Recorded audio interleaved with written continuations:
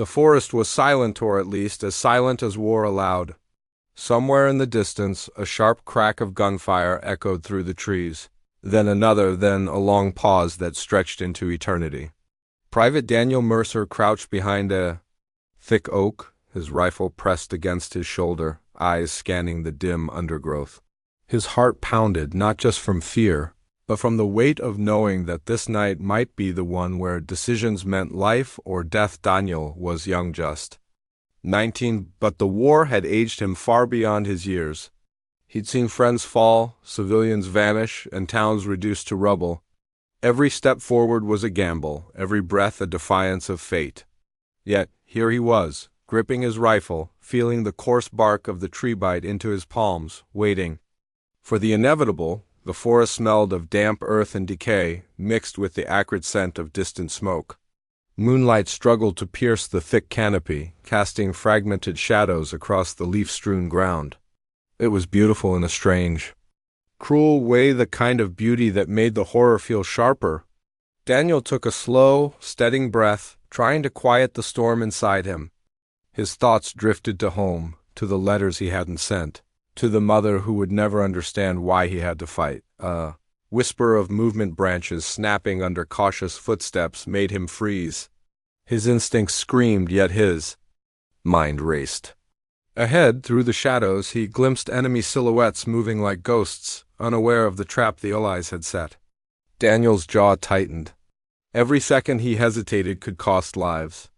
Every step forward could seal the fate of dozens. He thought of the men in his unit, spread thin across the forest, their radios crackling faintly with anxious voices. "Captain." Reynolds' words echoed in his mind. "Stay alert. One wrong move, and it's over. One decision can change everything." At the time, Daniel had nodded, but now, crouched in the cold underbrush, he felt the crushing truth behind the statement. One choice. One split-second decision. His fingers itched around the rifle's trigger, a tension coiling in his chest like a living thing. The distant gunfire stopped abruptly, replaced by an eerie hush that pressed in from every direction. It was the pause. Before chaos, the quiet that always seemed louder than the battle itself. Daniel's breath came in shallow, controlled bursts. He could hear the faint rustle of leaves, the whisper of wind across broken branches, the distant cries of war, but nothing was moving too quickly. Nothing had yet betrayed him. Yet deep down, Daniel knew the moment was coming. Something was about to happen. Something that would demand more than courage. It would demand a choice. And whatever choice he made, there would be no turning back. He swallowed hard, forcing his mind to focus. Eyes sharp, senses alert, he waited. The forest held its breath. And somewhere, unseen and unknowable, the enemy moved closer, unaware that a single, decisive action could change everything tonight forever. The night pressed in tighter as Daniel crept through the forest, every step measured, every twig underfoot a potential betrayer.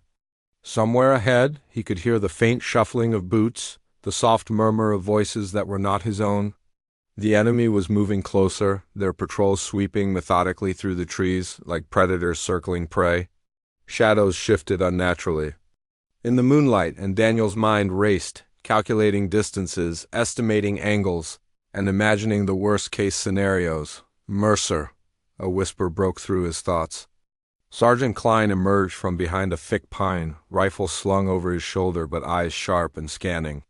"They're closer than we thought. Recon spotted a squad moving down the ridge." Daniel nodded, trying to keep his voice steady.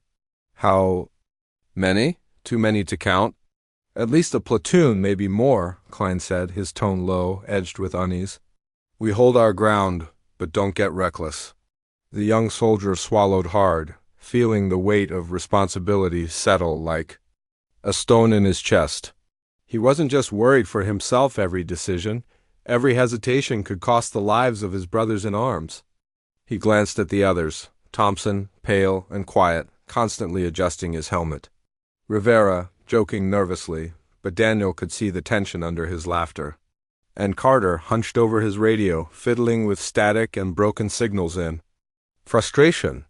Each man carried his own fear, but together they formed a fragile barrier. Against the storm that was coming, they huddled briefly to exchange strategic notes. Captain Reynolds had left instructions before moving forward with reconnaissance. Hold your positions, conserve ammo, communicate silently when you can, and trust your instincts. The forest is as much an ally as it is a trap, Daniel repeated, the instructions in his mind like a mantra. Feeling the urgency behind every word, the forest was alive with subtle signs of movement. A branch snapped, and he ducked instinctively.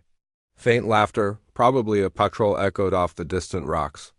Every sound became a potential threat, every shadow a signal that the enemy was near. Daniel felt his pulse quicken, a drumbeat that seemed to sync with the distant thrum of artillery echoing across the valley. Time stretched thin. Hours could have passed, or minutes, he had no way to tell. The forest became a labyrinth of tension, each path and clearing a potential death. Trap. He kept his rifle raised, muscles taut, senses sharpened to an almost unbearable degree. Thompson crouched beside him, whispering, "Think they know we're here?" Daniel shook his head slowly. "Not yet, but they'll find out soon." The group moved cautiously to a ridge overlooking a narrow valley, the enemy's patrols moving in deliberate formation below. The moonlight revealed glimpses of helmets and rifles glinting, the faint rise and fall of their shoulders as they marched. Daniel counted quietly in his mind, a tactical habit drilled into him over months of hardship, and realized the enemy outnumbered them almost 3-1. Every decision now carried weight far beyond his years. Communication was another nightmare. Static crackled through the radios, and Daniel could barely hear Carter's low voice coordinating with other units. "Hold position. Don't engage, unless necessary." "They're probing for weaknesses," came the fragmented instruction. But each delay, each miscommunication, made the forest feel smaller, more claustrophobic, more lethal, and then came the moral weight of war, the invisible burden that pressed down harder than any rifle or artillery shell. Daniel glanced at Thompson, and Rivera, thinking of the enemy soldiers below, men like him, caught in a tide of orders and survival instincts. He felt a pang of guilt even as he prepared for the inevitable confrontation. The enemy were not monsters, they were humans, just as scared and just as young. But fear didn't stop bullets, and hesitation didn't save lives. A sudden snap in the underbrush made all of them freeze. Eyes darted to the source, rifles raised, muscles coiled like springs. Slowly, a lone scout emerged from the shadows, unaware that Daniel's team had spotted him. Klein motioned subtly, and Daniel held his breath, feeling the air in his lungs thicken with anticipation. The scout's silhouette lingered, a few feet from discovery, then vanished back into the trees. Daniel exhaled slowly, and the forest seemed to hold its breath with him. The enemy was patient, methodical, and closer than ever. Every second that passed increased the pressure, the danger, and the stakes. He thought again of Captain Reynolds' words, "One decision can change everything."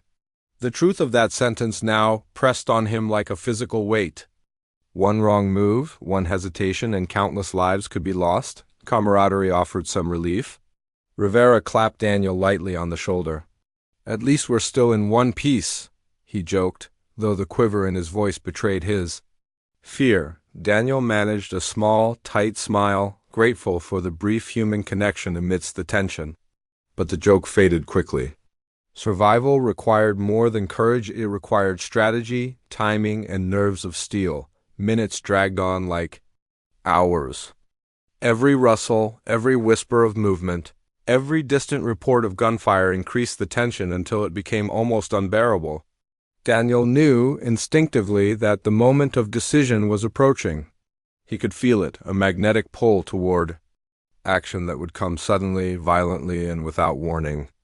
The forest around him was both a sanctuary and a cage. Alive with danger, silence, and the possibility of bloodshed, he crouched lower, eyes fixed on the approaching patrol, muscles coiled, mind racing through every scenario he had ever trained. FOR. He knew the next few moments would define everything, who lived, who died, and who would carry the memory of that night forever. The enemy approached, unaware that the young soldier in the shadows was already calculating the choice that could turn the tide, and Daniel waited. every nerve screaming, knowing that when the moment arrived, hesitation was a luxury he could not afford. Daniel's eyes never left the enemy patrol as it moved through the clearing below, each soldier unknowingly walking toward what could be their last steps. The moonlight glinted off their rifles, casting long shadows that danced across the forest floor. He could see the formation clearly, now tight, methodical, and dangerously confident. A tactical opportunity presented itself, so sudden it made his stomach tighten. From his vantage point, Daniel realized that if he acted now, he could strike decisively and save his unit from a deadly ambush, but it was a risk. A huge one. One misstep, and he wouldn't just be risking himself. His hesitation or error could mean the deaths of every soldier in his squad. Daniel's mind raced. He imagined the chaos that could follow if he fired too soon, if the enemy spotted him before the plan could succeed. Every training exercise, every simulation, every command drilled into him over months of war seemed to crash into his consciousness all at once. "Daniel, you see that?" Klein's low voice cut through the tension, barely audible over the wind rustling the treetops. Daniel nodded subtly, giving a slight, almost imperceptible movement toward the ridge.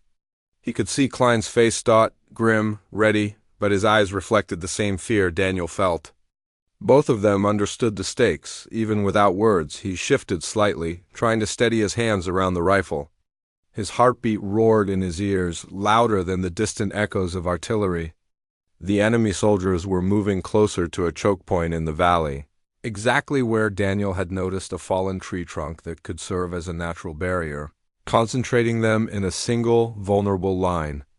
If he could hit it just right, if he could time it perfectly, 30 enemy troops or more could be stopped in one decisive strike, but the moral weight pressed down on him.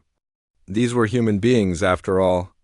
Young men like him, many of them probably conscripted, scared, unaware of the lives they would soon threaten.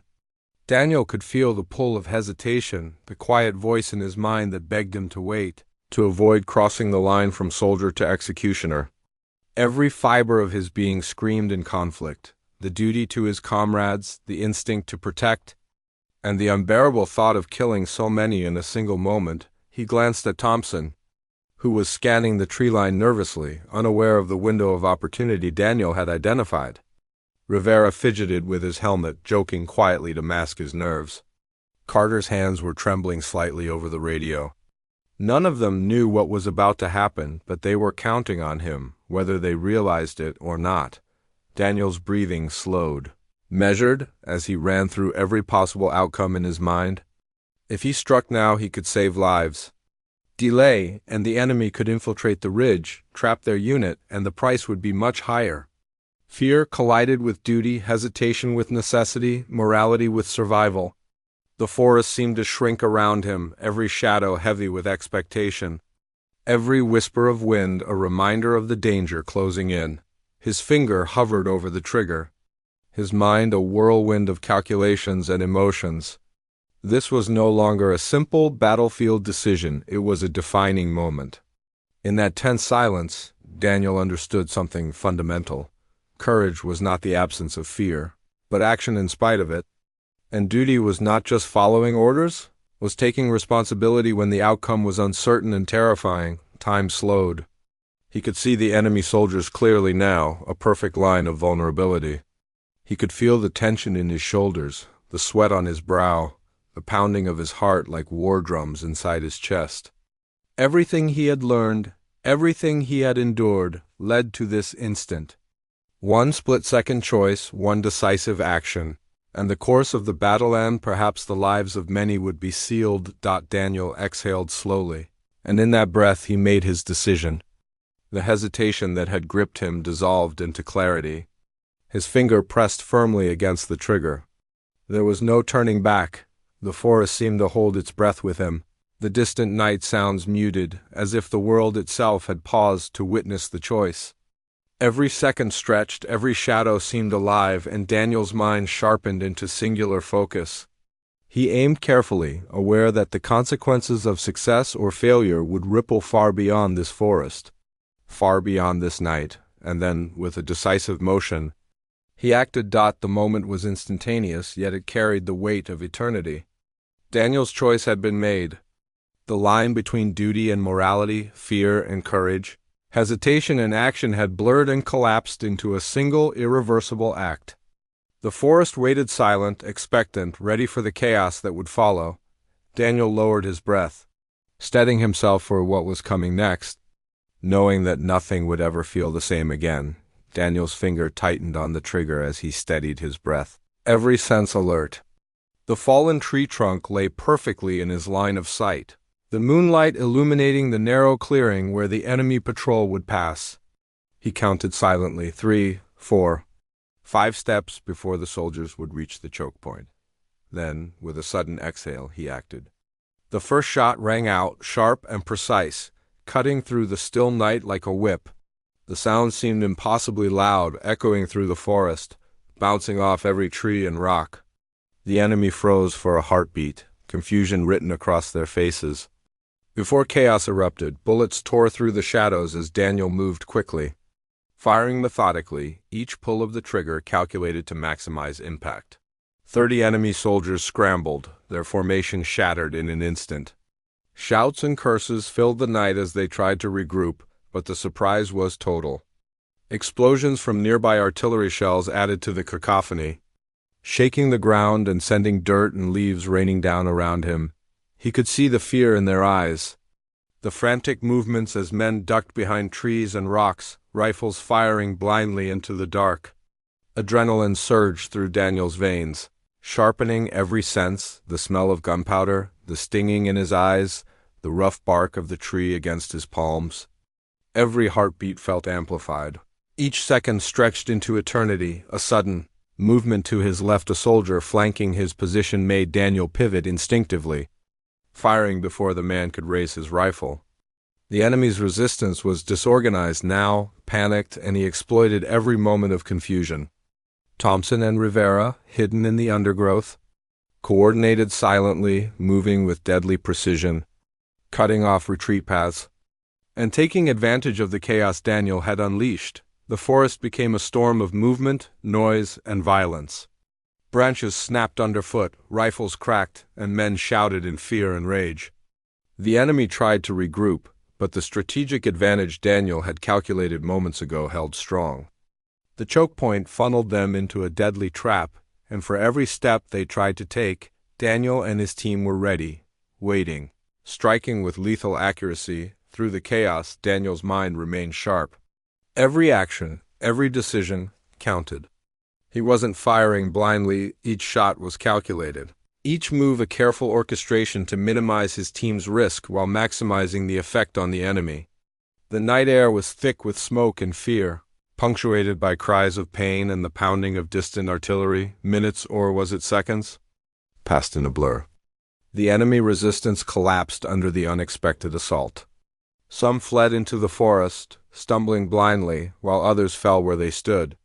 When the firing finally ceased, silence returned, but a heavy, oppressive silence, filled with the echoes of what had just happened. Daniel lowered his rifle, chest heaving, hands trembling. The clearing was littered with the aftermath of his decision: bodies, discarded rifles, and the eerie stillness of those who would never move again.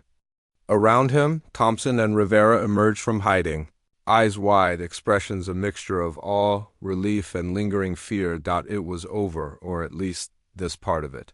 The tactical success was undeniable. 30 enemy soldiers neutralized in a single, decisive strike, the unit's position saved, the imminent threat eliminated. Yet Daniel's victory was hollow. Every life lost weighed on him, and the forest seemed to whisper the magnitude of the choice he had just made. As he scanned the darkened woods, alert for any remaining threats, he realized that the night had changed him.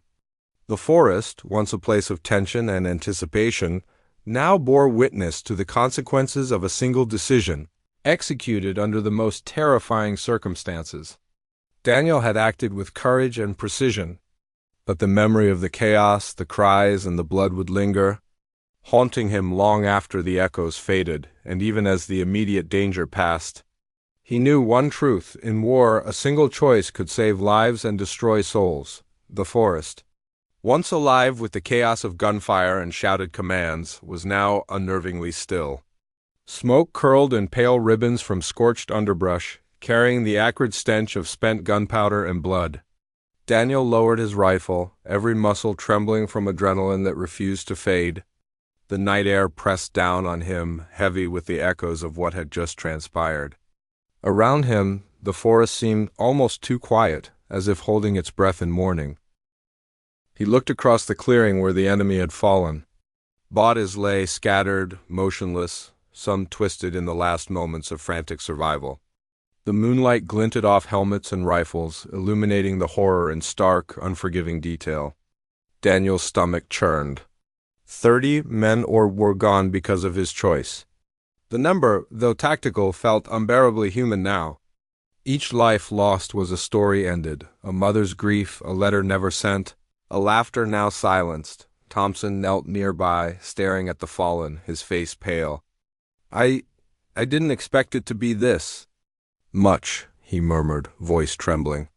Rivera stood a few paces away, helmet off, rubbing the back of his neck as if the physical gesture could erase what they had done. Their eyes met Daniel's, searching for answers he didn't have. There was no justification that could fully account for the weight of the decision. Daniel's mind replayed the moments leading to the attack, the calculation. The hesitation, the pull of fear, the final act of courage. He could still feel the rhythm of his heartbeat as he fired, the pull of the trigger, the echo of gunfire through the forest. Each sound, each movement now haunted him with a clarity that was impossible to ignore. He had saved his unit, yes, but at a cost that pressed down on him like a boulder. Pride and guilt warred in his chest. Indistinguishable from one another, Captain Reynolds approached quietly, his face a mixture of relief and somber respect. "You did what needed to be done, Mercer," he said, his voice calm but weighted with the understanding of responsibility. "We would have lost men if not for you. Your timing, your courage? It made the difference." Daniel nodded silently, but the words felt hollow. The captain's praise could not erase the images etched into his mind, the twisting forms, the terrified faces, the silence that followed the violence. It was a victory measured in survival, not in triumph. And Daniel could not shake the gnawing awareness that the cost had been extraordinarily high. He wandered the perimeter of the clearing, inspecting the battlefield with a mix of strategy and silent grief. Every detail was a reminder of the fragility of life, of the fine line between survival and death. A helmet half buried in leaves, a rifle still clutched in a rigid hand, a torn uniform. These were no longer just symbols of the enemy. They were reminders of the human toll that war demanded, the impossible choices that each soldier faced. Thompson finally spoke, voice breaking the silence. "Do you think they were scared? Just like us?" Daniel looked at him, eyes scanning the lifeless bodies. "Yes," he admitted quietly. "Every one of them was scared. They were fighting for their lives, for something they believed in, or maybe just trying to survive. And we stopped them. We had to, but—" His voice trailed off, swallowed by the oppressive quiet. Rivera placed a hand on his shoulder, a gesture meant to comfort, though it offered little relief. "We survived," he said simply. "That's what matters.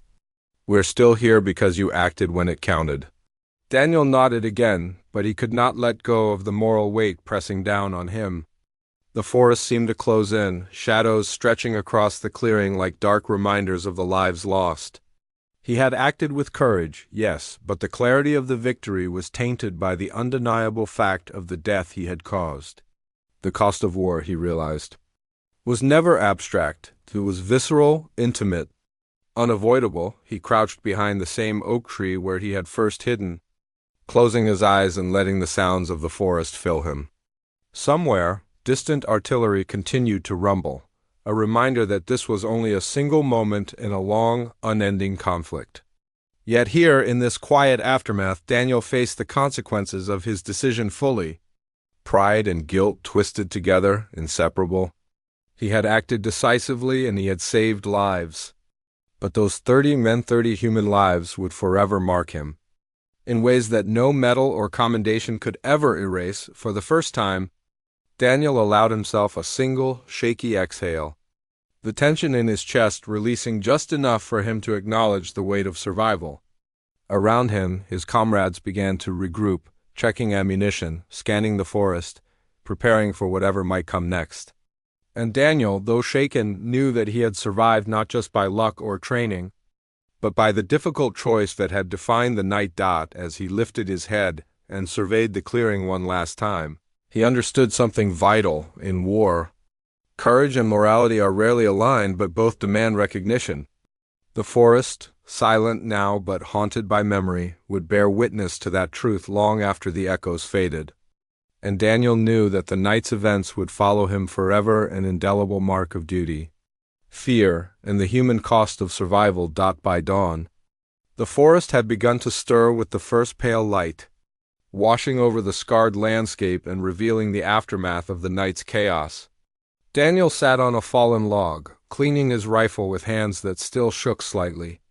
Around him, his unit moved cautiously through the underbrush, checking positions, tending minor injuries, and sharing quiet murmurs of relief. Yet beneath the surface, an undercurrent of tension lingered, an awareness that what had happened was extraordinary, and that the story would not remain secret for long. The first whispers reached him during breakfast, crumbled rations shared silently among the men. "Did you see how Mercer handled the ridge last night?"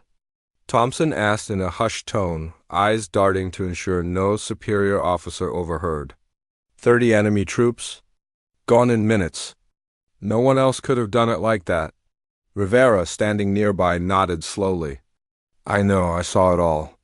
The timing, the shots. He was perfect. Lucky too, but perfect." Daniel tried to brush off the praise, forcing a tight smile. "It was teamwork," he said quietly. "We all did our part." But even as he spoke, he knew the words rang hollow. He had made the decision, the split-second choice, and while his comrades had followed, the moral weight of the kill rested on his shoulders alone. By midday, the rumors had spread. Captain Reynolds walked past him, nodding in acknowledgement, though his expression remained unreadable. "Mercer," he said, voice low but firm, "the men are talking. Your actions saved lives. The reports will make it back to command." Daniel's stomach tightened. The thought of official recognition should have brought pride, yet all he could feel was unease. Would anyone truly understand the burden behind the victory? Could words ever convey the seconds of hesitation, the fear, the moral reckoning he had faced while the enemy marched unknowingly toward their fate? As the day wore on, the whispers grew. Soldiers from neighboring units stopped by their position, offering congratulations, pats on the back, and awed stares. "You're a hero, Mercer," one young corporal said wide-eyed. "You held the line when we thought all was lost." Daniel nodded, murmuring thanks, but inside a storm raged. Survivor's guilt gnawed at him relentlessly. He could not forget the faces of the enemy soldiers, the twisted bodies, the sudden silence that followed the chaos.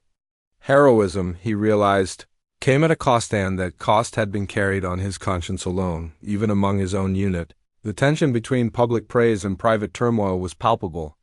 Thompson, normally quiet and pragmatic, confessed late that night, "I keep seeing them. The ones you stopped. It doesn't feel like victory." Rivera admitted similar thoughts, his voice breaking as he spoke. "I keep thinking about their families, the ones waiting for letters that never came. It's hard to celebrate when you know that." Daniel listened, nodding silently. He wanted to speak, to say that he felt the same, that every life lost weighed on him like a stone. But words felt insufficient. He had acted with precision and courage, yet the clarity of purpose did not absolve the haunting truth. 30 lives had ended because of his choice. The forest around them seemed to reflect this duality. The morning sun brought light and warmth, yet shadows clung stubbornly to the hollowed places between the trees, whispering reminders of the night before. Daniel understood that recognition, even praise, would never erase the moral complexity of what he had done. He was lauded for heroism while carrying a quiet, invisible burden of guilt and sorrow. Even as the men joked cautiously about the night's success, Daniel knew this was only the beginning. The rumors, the reports, the stories, they would travel beyond this forest. Beyond this unit, reaching commanders, historians, and eventually the wider world. Each retelling might frame him as a hero, a decisive soldier, a savior, but they would never fully capture the human cost, the moral ambiguity, the seconds of fear that defined the choice. As he watched the men moving through the forest, voices low and footsteps careful, Daniel felt a chill. The night had been won, the immediate danger eliminated, but the consequences would ripple far beyond the clearing. He could not predict the long-term effects, the haunting memories, or the way this decision would shape him and others. He only knew that a single choice had changed everything. And somewhere, across the valley, unseen and unknown, the families of the enemy soldiers would feel the impact of that decision. The lives Daniel had ended were threads in a far larger tapestry of loss, survival, and war. And as he looked out at the forest now bathed in morning light, he realized with a sinking clarity that while recognition might follow, understanding never would. The whispers, the praise, it was all noise against the still, unrelenting presence of what had been done. And Daniel, silent and thoughtful, knew that the night's choice would follow him forever. A shadow that would stretch across every step he took, every life he tried to save, every moral decision yet to come. The battlefield lay quiet now. The echoes of gunfire and chaos long faded, replaced by the soft rustle of leaves and the distant call of birds. Daniel stood at the edge of the clearing, his rifle slung loosely over his shoulder, eyes tracing the scars etched into the forest floor. The ground was a testament to the night's events, churned earth, shattered branches, and the remnants of lives forever altered. 30 enemy soldiers had fallen by his hand or at least by the consequence of his choice, and his unit had survived because of it.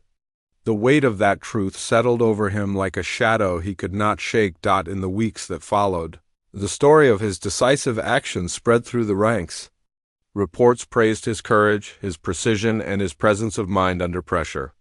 Commanders lauded him as a hero, fellow soldiers spoke of his bravery in hushed admiration, and yet, Daniel carried none of the pride that recognition might have brought. Instead, he bore a quiet, knowing awareness of the cost. Heroism and survival, he realized, were inseparable from loss. Every commendation was a reminder that 30 men would never see the sunrise again. At night, when the forest was silent and the world seemed far away, Daniel replayed the moments of that fateful decision. He felt the same surge of adrenaline, the same pulse of fear, the same agonizing moral calculus. But over time, a different understanding began to grow, a recognition of the responsibilities he had carried and the lives his choice had preserved. Courage, he realized, was not a simple feeling. It was an act of clarity in the face of impossible odds. Duty was not a burden to bear lightly. It was a responsibility to act when hesitation could mean destruction, yet the trauma remained. The images of the fallen lingered in his mind, the expressions of shock, the frozen gestures of men caught in their final moments, the quiet stillness that followed the storm. Daniel could not erase these memories, and he did not wish to. They were reminders of the human cost of war, the weight of each decision, and the delicate balance between survival and morality. Now, standing alone at the edge of the battlefield, Daniel felt the enormity of what a single moment could mean. The forest, once a place of tension and fear, seemed almost serene under the pale morning light, yet every shadow and every scar carried the memory of what had transpired. He thought of his comrades, the men who had survived because he had acted decisively, and he felt the quiet, unspoken bond of shared experience and sacrifice. As he gazed across the clearing, Daniel understood that the legacy of that night was not merely in the number of lives saved or lost. It was in the choices made, the courage summoned, and the understanding that even the most necessary actions could leave deep, lasting marks. The line between duty and morality, fear and courage, had been tested and blurred, and the memory of it would remain as long as he lived. The wind stirred the leaves gently, carrying with it the scent of earth and smoke. Daniel inhaled deeply, letting the weight of the night settle into a quiet acceptance. One soldier, one decision, one forest forever intertwined. He turned slowly, the echoes of the past lingering in his mind, and walked forward, knowing that the heavy cost of war would remain with him, shaping every step, every thought, and every choice yet to come.